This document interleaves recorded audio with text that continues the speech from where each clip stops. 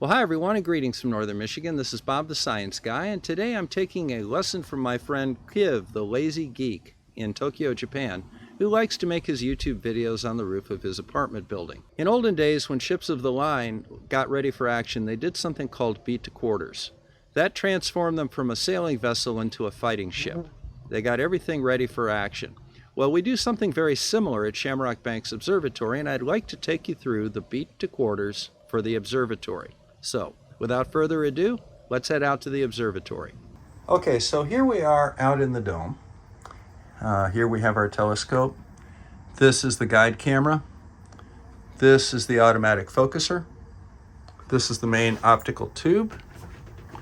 And up here, we have the ZWO 6200 monochrome camera with the photon cage, which is the mount for the camera. Down below, this is a small computer that controls the dew heating and powers the focuser and does other things such as that. Now, a couple of things that we have to do to get the telescope ready to go. First of all, these are the clutches that hold the telescope in place. And we see as we move the telescope over, we have approximately 50 pounds of telescope and gear over here. We adjust the counterweights on the counterweight shaft so that it exactly balances the telescope.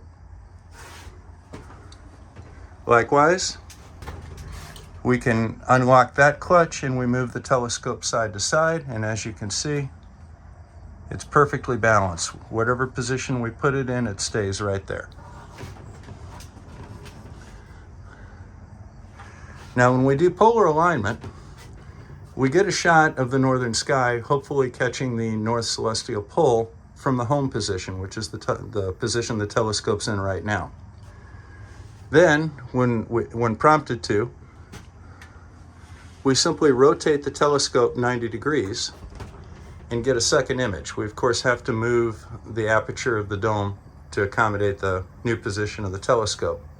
But this gives us that rotation. And then once we're done, back to the home position we go. Now, looking down at the mount, we see a couple of things. First of all, we level the mount both with external levels and with this internal bubble level to make sure the base of the mount is level. Now, these two knobs right here, this is the right azimuth adjustment knob. The left azimuth adjustment knob is there. And then this is the altitude adjustment knob. That moves the entire mount in azimuth and in altitude. Now that we have the telescope balanced, we have to polar align it, we have to focus it, and we have to sync it up to the sky. So let's see how we do that, starting with a program called SharpCap.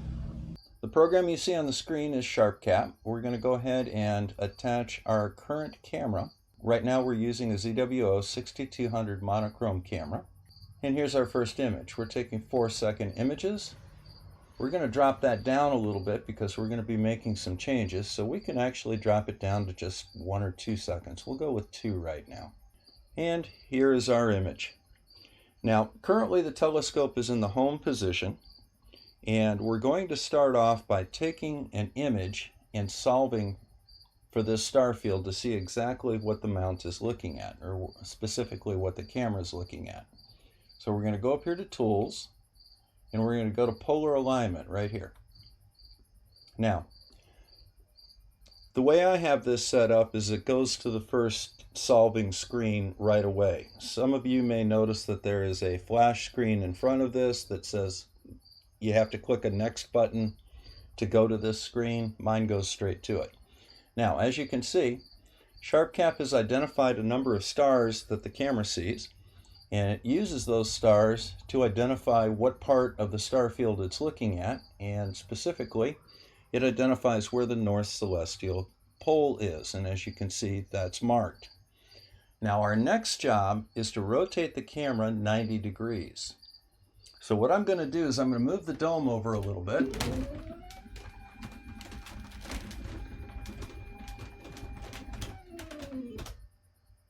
And I'm going to go ahead and hit the next button. And when it says to rotate, I'm going to rotate the camera or the telescope. So I'm going to rotate it down 90 degrees.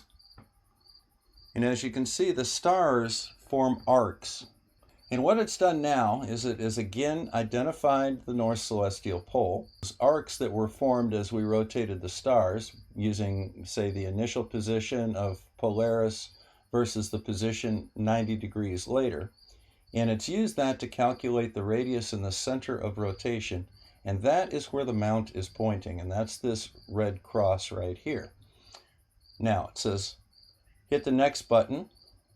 And it'll tell me what I need to do to my mount to make sure that the mount is pointing directly at the North Celestial Pole. So it says I need to go left 24 seconds and I need to go up 6 minutes and 23 seconds. So starting with the larger of the two, which is the 6 minute 25 second adjustment that needs to be made in the up direction, we will raise the altitude of the mount until it gets to within 10 arc seconds. Now we're going to go a little bit as that satellite goes by. So as you see, we're starting to move it up now. Give it a second to settle. So now we're down to 5 minutes and 18 seconds. Now we're coming under 5 minutes.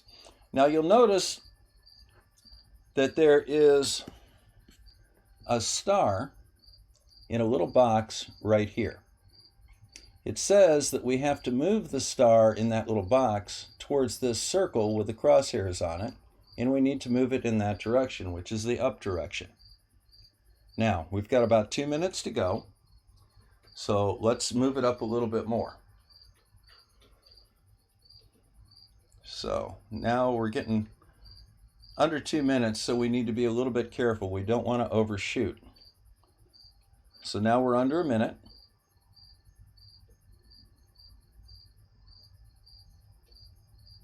A little bit more.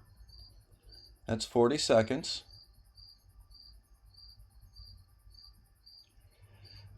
Now when I get it under about 20 seconds, I'm going to want to take care of the azimuth correction, which right now says that we have to move the mount to the left 1 arc minute. So we're doing pretty well on up and down. So let's move the mount to the left about 1 arc minute. Now once again, we have to do this very carefully. So you see, even loosening the right azimuth correction screw caused the mount to shift over by 30 seconds. So now we're going to start to tighten the left azimuth correction screw. And we're going to do that very slowly. Just a little bit will do it until we get that under 10 arc seconds. So there we are at 6.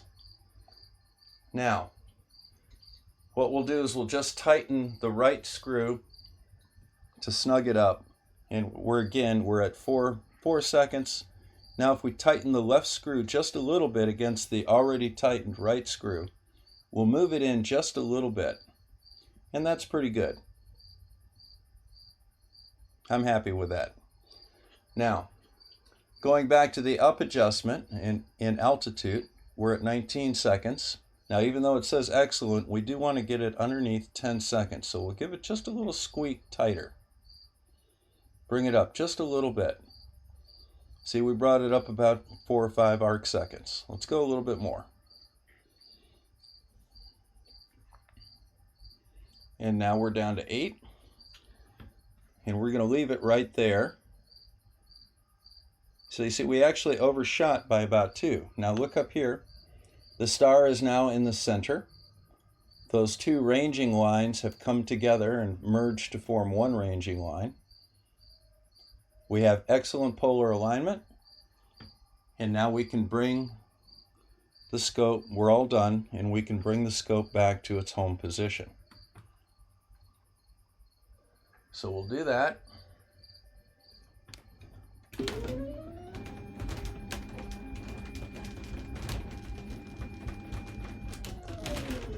Bring the dome back in. And let's have a look and see what this looks like. And that's how you do polar alignment of an equatorial mount. Okay, the first thing that we're going to do is we're going to go ahead and sync up the telescope to the night sky. So the telescope is currently here at Polaris. I'll show you kind of where we are. So here's Polaris. This is the constellation Cassiopeia. I'm going to go to the center of the W, the star Navi, and I'm going to slew the telescope to Navi.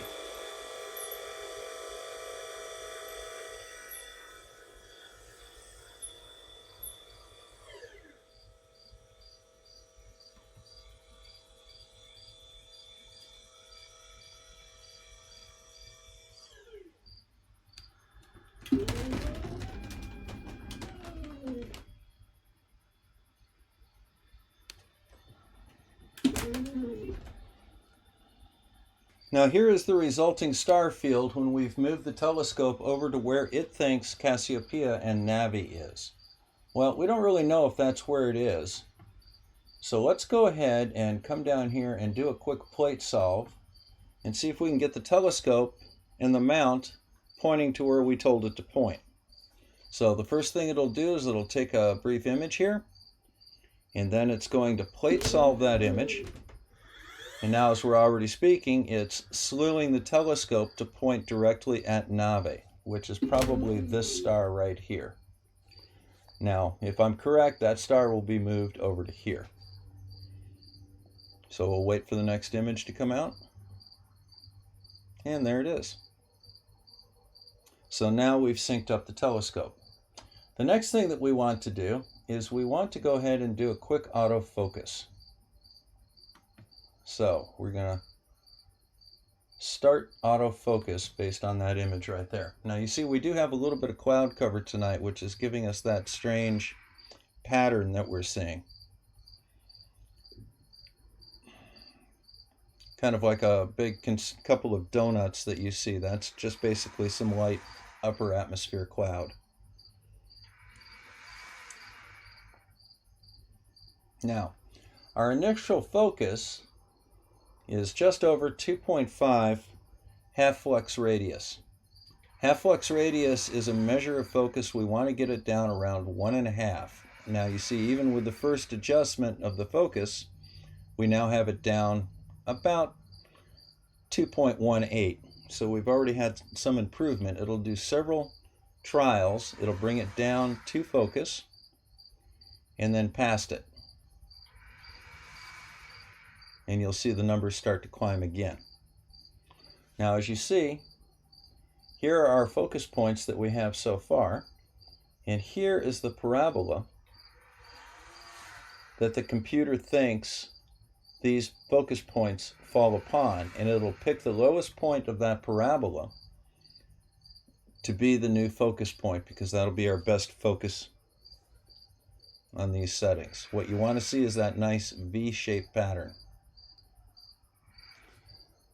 Now what we'll do is we'll put this up to 100% so you can see the actual images of the stars. Kind of bring it over here a little bit more towards the center. Let's bring it right in here. So here's the stars right now with this focus point up around a half-flux radius of 3. We should be pretty much coming up on final focus right now. And it'll come down, and now you see, look at the difference in the focus of these stars. We're getting a lot of halos up here due to the light mist in the air, but look at these stars in the background here. Look how tiny and round those are. That's actually a pretty good result. That's almost 500% magnification. There's the full image, and you see this haze that you're seeing around Navi is due to that cloud. So now we're polar aligned. We have our mount synchronized to match the sky overhead, and we have our camera focused to a rather tight focus. We're only getting down here a little bit below 2. It says 2.18 is our half-flux radius, and that's because of this cloudiness up in the sky. On a clear night, that will go down around 1.5 or even lower. And now that we have all that done, the clouds roll in and we shut the observatory down for the night. But that's astronomy. This is Bob the Science Guy signing out from Northern Michigan. Thanks again for stopping by. See you again soon.